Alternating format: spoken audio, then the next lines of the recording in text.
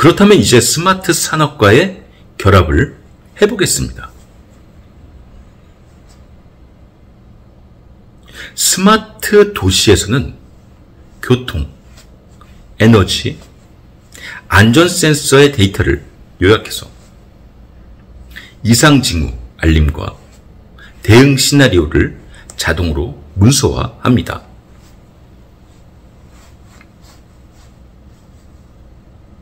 시민, 민원글을 주제별로 묶어 우선순위와 담당 부서를 제한할 수도 있습니다. 결과적으로 도시 대시보드 위에 설명을 얹어주는 층이 생기는 셈입니다.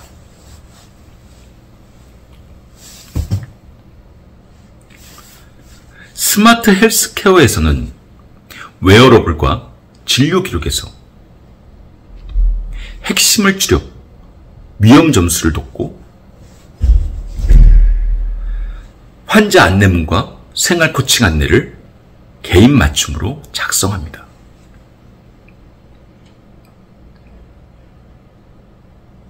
다만 민감 정보 가리기, 접근 권한, 기록 보관, 의료진의 승인 같은 절차를 반드시 따라야 합니다.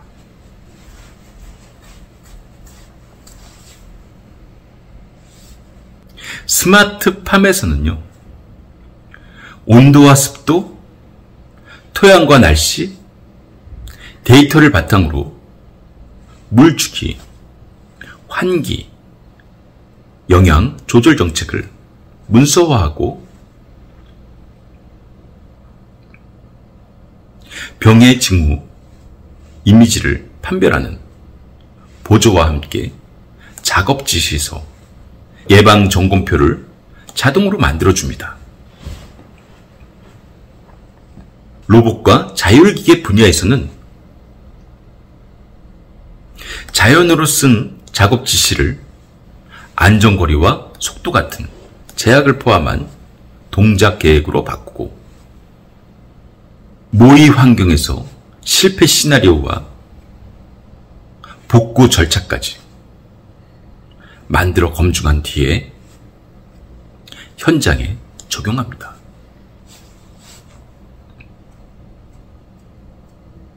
공통된 흐름은 이렇습니다.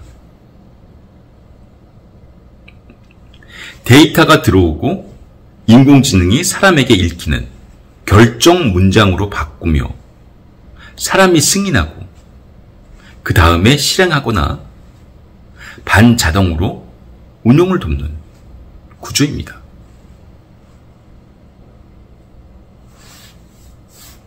이것은 크게 머신러닝, 딥러닝, 강화학습의 개념과 관계를 가지고 있습니다.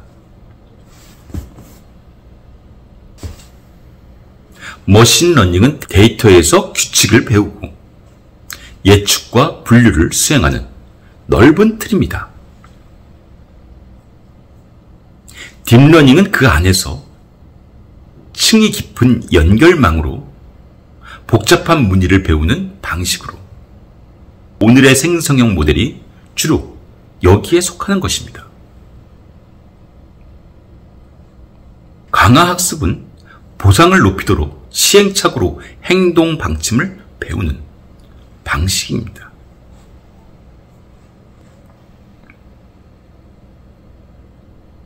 로봇이나 일정 최적화 같은 영역에서 힘을 발휘합니다. 정리하면 만들고 이해하는 두뇌는 주로 딥러닝이고 움직이고 선택을 최적화하는 힘은 강화학습이 곁에서 돕는 것입니다. 둘 다 머신 러닝이라는 큰 우산 아래 있는 것입니다.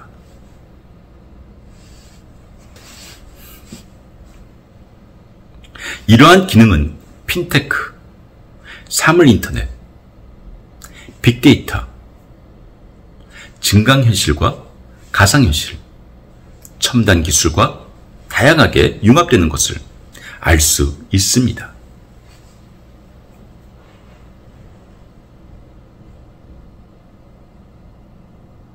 핀테크의 경우 금융 분야에서는 규정과 약관 요약, 상담 말본, 이상거래 설명과 위험 시나리오 작성을 자동화로 필요로 하게 되는 것입니다.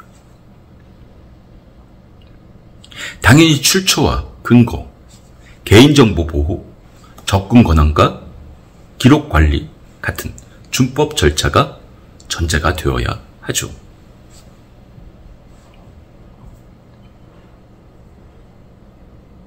사물 인터넷에서는 센서 흐름을 요약해서 경보 문구와 작업 지시 문서를 만들고 고장 징후를 미리 살피는 점검표를 자동으로 생성해야 합니다. 빅데이터에서는 분석 파이프라인의 결과를 누구나 읽을 수 있는 이야기와 보고서로 바꾸는 설명층이 중요합니다. 데이터 모음 안내와 질의 예시, 시각화, 해설도 자동화할 수 있는 것입니다. 증강현실과 가상현실에서는 신기획의 문장을 물체 목록과 상호작용표로 바꾸고 스토리보드와 내레이션, 자막 초안을 자동화해야 합니다.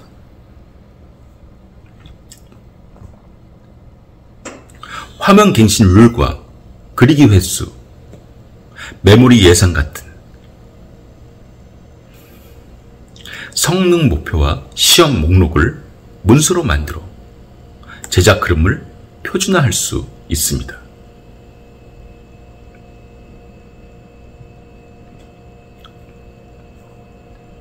교육과 전시, 관광, 안전훈련 같은 분야에서 제작 기간을 줄이고 품질을 안정시키는 데 큰 도움이 됩니다.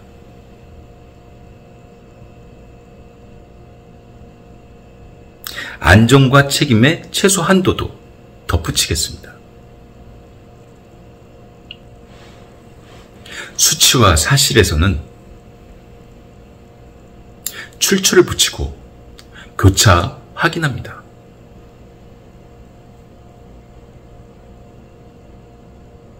특정 집단의 불리한 가정이나 표현을 피하고 균형을 확인합니다.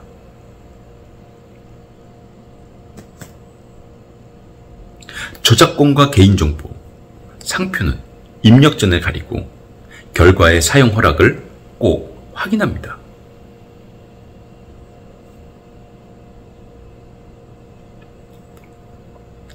정확도, 지연시간, 화면 갱신률 같은 목표 수치를 실제로 재서 확인합니다. 의료와 로봇처럼 위험이 큰 분야는 반드시 사람의 승인을 거쳐야 합니다. 정리하겠습니다. 생성형 인공지능은 데이터를 사람의 언어로 빠르게 번역해서 창작과 의사결정을 앞당기는 도구입니다.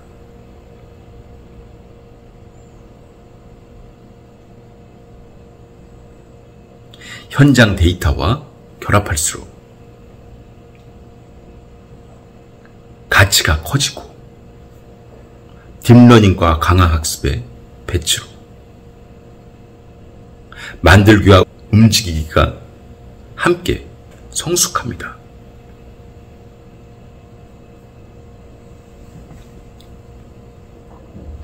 여러분들의 전공 과제에서 가장 막히는 한 칸을 떠올려 보시고 그 한 칸을 지시 문장의 기본 요소로 역할, 상황, 목표, 조건, 결과 형태, 그리고 확인 항목으로 또렷하게 적어서 요청해 보시기 바랍니다. 속도와 범위, 검증 능력이 함께 커질 수 있습니다. 그리고 인공지능이 사회와 인류에게 가져오는 문제점과 그 유용성을 균형 있게 살펴보고자 합니다. 핵심은 두 가지입니다. 인공지능은 거대한 생산성의 도구이면서도 잘못 쓰이면 사회적 비용을 키우는 위험 요인이 될 수 있다는 것입니다.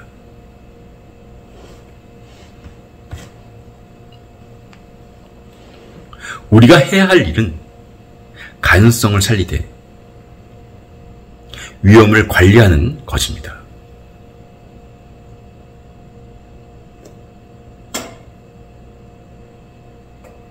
먼저 유용성부터 말씀드리겠습니다. 인공지능은 생산성의 급격한 향상입니다. 인공지능은 문서 작성, 번역, 요약, 데이터 정리, 코드 초안, 보고서 작성 같은 반복 과업을 자동화합니다. 덕분에 개인과 조직은 더 짧은 시간에 더 많은 결과를 만들 수 있는 것입니다. 연구와 창작에서는 아이디어 발상과 초안 제작을 빠르게 도와서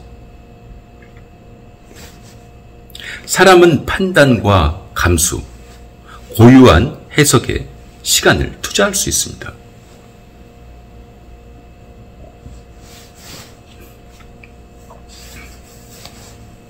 둘째, 인공지능은 접근성을 확대합니다. 음성 인식과 합성, 자동 자막과 요약, 실시간 통역, 독해 보조는 정보의 장벽을 낮춥니다. 장애가 있거나 언어 문해력에 격차가 있는 사람도 지식과 서비스에 더 쉽게 접근할 수 있게 되는 것이죠.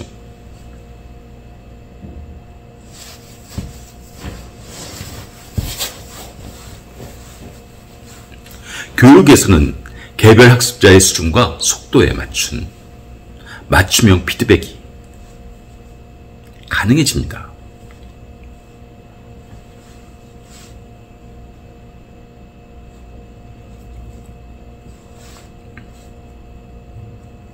셋째, 인공지능은 의사결정의 보조와 안전을 향상시킵니다.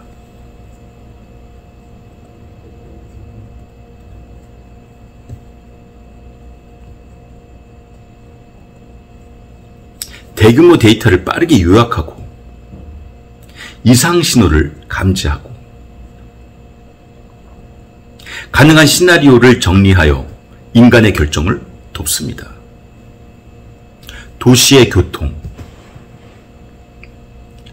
에너지 운영, 산업 현장의 예지 보전, 재난 대응 시뮬레이션, 보건, 의료 안내문 자동화 등은 안전과 효율을 동시에 끌어올릴 수 있습니다. 다만 최종 판단과 책임은 반드시 사람이 져야 하는 것입니다.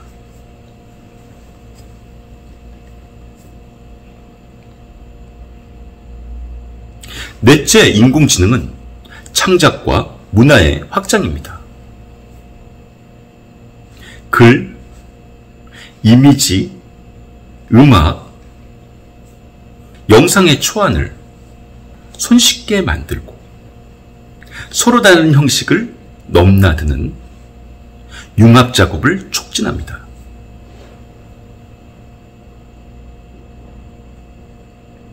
창작의 문턱이 얕아지고 새로운 스타일과 장르가 탄생할 토양이 넓어집니다. 전시, 공연, 교육 현장에서는 관객 참여형, 몰입형 콘텐츠 제작이 용이해집니다.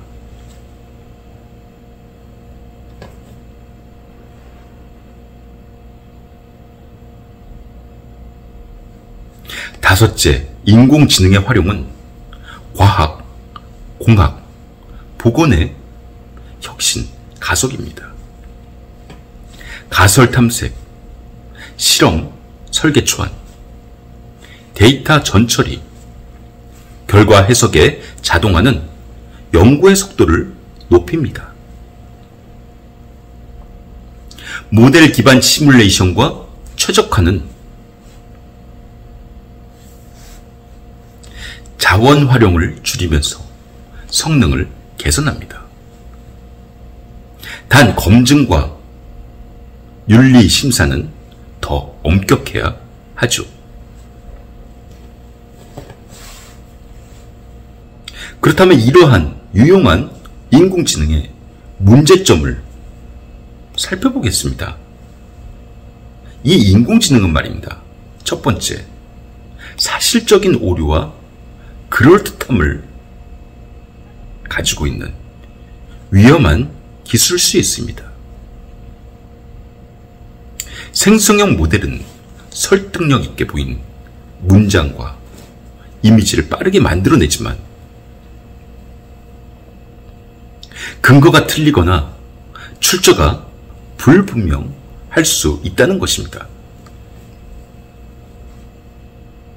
잘못된 정보가 빠르게 확산되면서 사회적 혼란과 신뢰 훼손이 발생할 수 있는 것입니다. 따라서 출처 확인, 교차 검증, 전문가 감수가 필수적일 수밖에 없는 것입니다. 둘째, 이 인공지능은 말입니다. 편향과 차별의 재생산을 하는 기기일 수 있습니다. 학습 데이터에 담긴 역사적이고 사회적인 편향이 결과에 스며들 수 있는 것입니다. 특정 집단의 불리한 표현과 결정이 반복되면 불평등이 심화됩니다. 편향 전공과 데이터 보정, 공정성 지표의 상시, 모니터링이 필요한 것입니다. 그리고 이 인공지능은 개인정보와 저작권 침해 위험 기술일 수 있습니다. 민감 정보가 무심코 입력되거나 결과물이 타인의 창작물을 무단으로 차용할 소지가 있기 때문입니다. 입력 단계에서 비식별 처리, 결과물의 라이선스 확인, 접근 권한, 로그 관리가 이 인공지능에게서는 반드시 뒤따라야 하는 것입니다. 그리고 안전, 보안과 오형의 문제가 클 수 있습니다. 공식적인 프롬프트, 자동화된 피싱, 허위 정보 제작 같은 악용 가능성이 존재할 수 있습니다.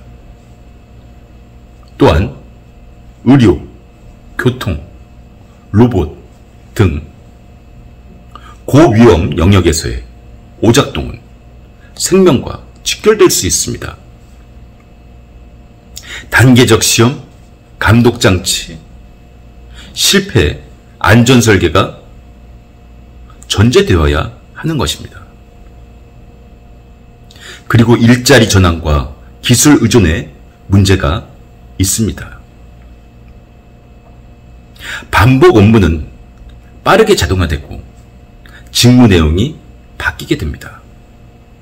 전면적 대처가 아니라 재평과 재교육의 과제가 커집니다. 커지게 됩니다. 동시에 도구 의존이 심해지면 판단력과 숙련이 약화될 수 있습니다. 교육과 훈련, 역할 재설계가 필요합니다. 그 다음으로는 책임의 공백입니다. 인공지능이 만든 결과를 누가 어디까지 책임지는지 모호할 때가 많습니다.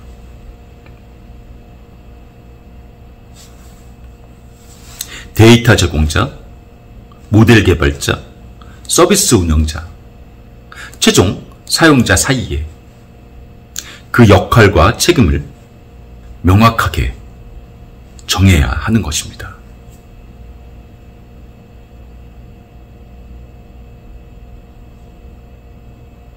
그렇다면 이제 그 유용성과 문제점을 함께 고려한 책임 있는 활용 원칙을 제안해 드려볼까 합니다. 첫째, 인간 중심이 원칙이 되어야 합니다. 인공지능은 조수이고 인간은 감독이어야 합니다. 기준 설정, 맥락 해석, 최종 승인은 사람이 해야 하는 것입니다. 고위험의 결정에서는 인간의 개입을 의무화해야 합니다. 둘째로, 투명성과 설명 가능성입니다. 데이터 출처, 모델 사용 범위, 한계를 공개하고 중요한 결정에는 설명 가능한 근거를 남겨야 합니다. 결과물에는 날짜, 버전, 책임 주체를 표기해야 합니다. 그리고 안전, 보안, 윤리 등이 준수되어져야 합니다. 민감 정보는 입력 전에 가리고 결과물의 라이선스를 확인하고 기록과 접근 권한을 관리해야 합니다. 고위험 영역에서는 단계적 파일럿과 이중 검증을 실시해야 합니다. 넷째로는 공정성과 포용성입니다. 편향 지표를 정기적으로 점검하고 불리한 영향을 받는 집단을 우선 살피며 데이터 구성과 평가 집단을 다양화해야 합니다.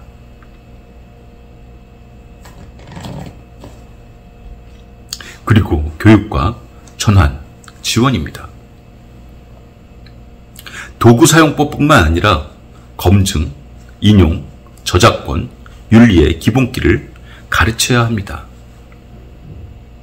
자동화로 바뀌는 직무에서는 재교육과 역할 재설계를 연계해야 합니다.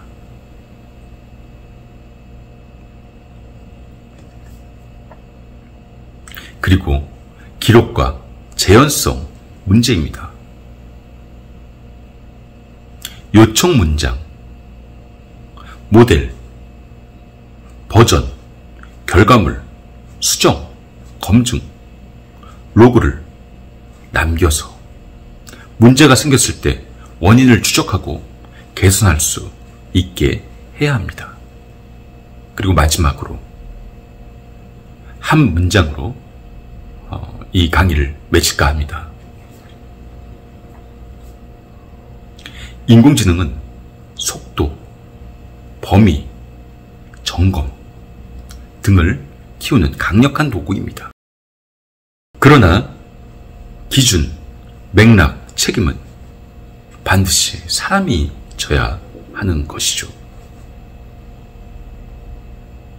이 균형을 유지할 때 우리는 인공지능의 유용성을 최대화하고 사회적 위험을 최소화할 수 있는 것입니다.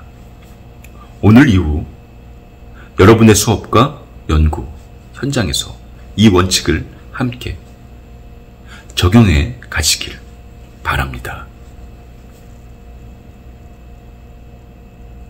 경청해 주셔서 감사합니다.